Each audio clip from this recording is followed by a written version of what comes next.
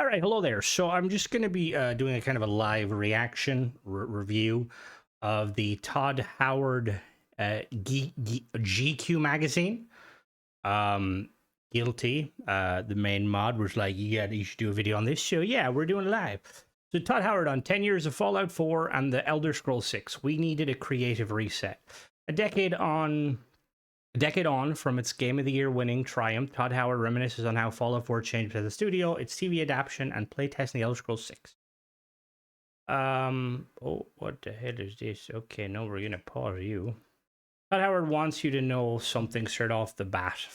Elder Scrolls 6 is still a long way off. The game director is sitting in his home office in Rockville, Maryland, flanked by shelves decorated with shelves decorated with games and movie memorabilia. I'm preaching patience, he tells me. I don't want the fans to feel anxious. Rather than Skyrim's long-awaited sequel, he's here to talk about Fallout 4, which turns 10 years old this month. The post-apocalyptic RPG was a Game of the Year when it first released, amassing 750 million in the first 24 hours of sales. Holy crap. 750 million? God damn, that's a lot. I know GTA was kind of pushed the boat out by wasn't it like 1 billion in the first weekend or first day? That's quite good for a single player game. It's a game that changed much of how the team at Bethesda works since its popularity spawned the Jonathan Nolan helmed TV adaptation, second season, which drops next month.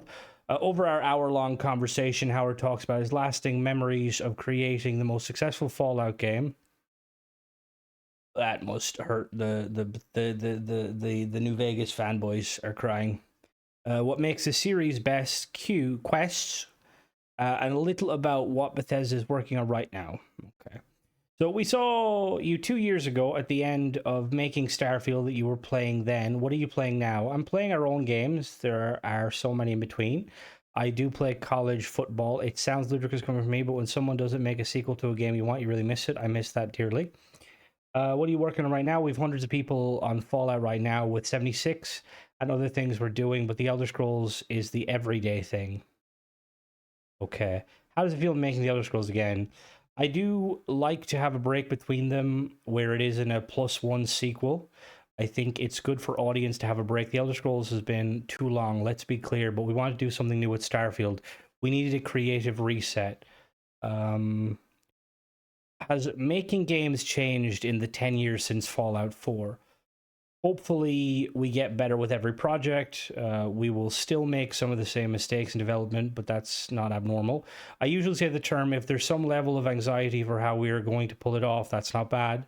We won't always get there, but I'd rather push. It took about 7 years to make Fallout 4. I'm guessing these long development times heighten anticipation anxiety. I think there's an optimal point. At times, we've been way past that. I'm kind of confused as to what he means by that. Is there anything you look back on most fondly about making Fallout 4? Going from Oblivion to Fallout 3 to Skyrim to Fallout 4, each one bigger than the last, each winning Game of the Year.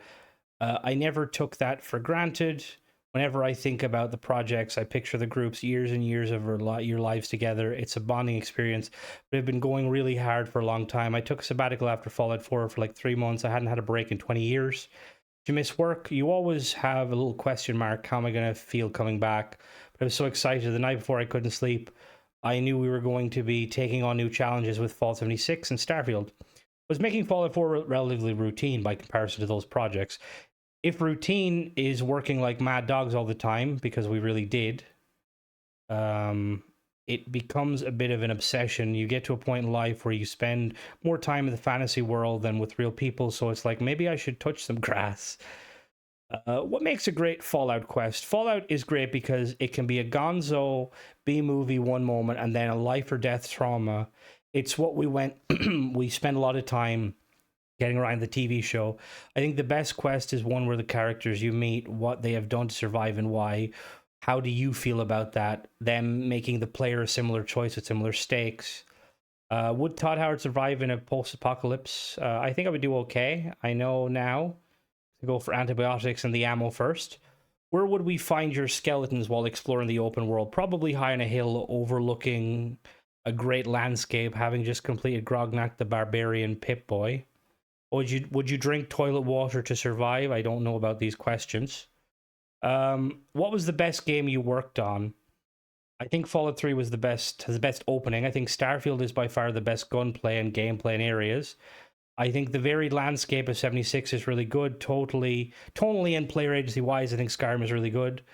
I also see all the things that either didn't resonate with fans or fans may have not noticed. I will say I like that option. I like that he's not kind of like he isn't throwing something under the bus. Fallout 3 does have the best opening ever. Starfield by far the gunplay and gameplay in areas. I mean, I will say, just going off of that, the gunplay in Starfield is phenomenal. That's probably why the melee combat's trash. And we're just talking about his opinion, but I'm surprised like he hasn't mentioned the ship, like, because the shipbuilding aspect is groundbreaking. Do you have any examples of that? No. You don't have any because you don't know, or because you don't want to give them. I don't want to give them to you. Laughs. This comes back to your point about not liking talking about your games. Why not? I don't know. I'll give you one. We spent forever on a dialogue system, Fallout 4. How do we do an interactive conversation in an interesting way? How do we make it gamey? But it really didn't resonate. It was also hard in our designers to write that way. Players want role play more, and we had a voice protagonist. The actors were phenomenal, but a lot of the players were like, that's not the voice I hear in my head. To be honest, Todd, while I do agree with you there, I do think there is something to that. I would argue that while some people say that's not the voice in my head, that is very fair. I think one of the more annoying things was the fact that, one, you went for a really kind of Mass Effect style dialogue tree where like you have 4 options, but the options didn't tell much. Like, I wonder if they had have launched with like actual, it tells you exactly what your character is going to say, would it have been, as you know, because Mass Effect is very, very well known and idolized by the fans. I'd say Mass Effect is up there, like when it like very much comparable to like anything Bethesda would produce from a story point of view.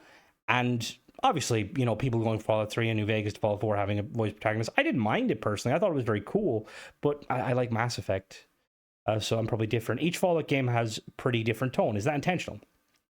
I like to think I like there to be a difference. Fallout 3 had a very harsh tone. Fallout 4 is a little more hopeful. If you watch 1 minute of each game, it's very clear, even just a visual tone shift. There are periods in the show where it kind of creeps into both to make it the best adaptation.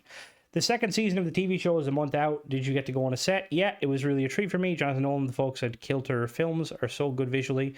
Virtually one-to-one transformation for the games. I want to set the scene for anyone who's never been on location. You're about to a place, you little road sign, a little code name that points down a dirt road. You go past that, and there's some trucks for power, food. And in the middle of the town is someone with a camera in their face. It's impressive. Do you learn new things about do you still learn new things about making games? Every project you're reminded of the big things. We did a big play test yesterday for the Elder Scrolls 6, and you have to really look at the screen and say, what is this? What does this need? Where are we? Great games are played, not made. The screen doesn't lie. The other one is, over time, anniversaries like this happen. It's a reminder of how important these games are to people. We've done so much yesterday with Make-A-Wish Foundation. Do you still learn new things? He's kind of like not really answering the questions. What were you doing with Make-A-Wish? We did an auction to make a character in Elder Scrolls 6. Group fans pulled their money together. A lot of money to donate to Make-A-Wish for us to make a character in someone's honor. Spent an hour and a half, so them tell us about their character, talk about the game, why they love Elder Scrolls, what they want. I think we're aligned. Then the afternoon was a 3-hour play test, the Elder Scrolls. I do have to add, though. Did they not like it? No. I just like to announce stuff and release it. My perfect version, and I'm not saying it's going to happen. It's going to be a while, and then one day the game will appear. You shadow dropped Oblivion, remastered in April. Could you do the same with the Elder Scrolls? You might say there was a test run. It worked very well. Oh dear Lord, do not. Bethesda, do not. All right, so that's quite interesting. Obviously, it's very much like there's a lot of PR talk in there, like everything, you know. It was just mainly kind of talking about Fallout and stuff. I do find it interesting though, like, and again, look, I'm a fan of Fallout. I'm a fan of Elder Scrolls. But I think the thing is, for me, despite, you know, idolizing Fallout 3 and all that, Starfield kind of, it just hit something. It's like it opened pathways in my brain, which is sad because it's being treated to such shade by Bethesda. But I would love, again, and we probably will at some point, but like I would love to see Todd Howard sit down, and even like not even Todd Howard, like Tim Lamb, any of the kind of people behind Bethesda, and just kind of talk about like Starfield the way they're kind of talking now, because I'd love to know, because like they mentioned that, like, you know, like certain things they got wrong with Fallout 4 was the dialogue. I wonder what they would say about like Starfield.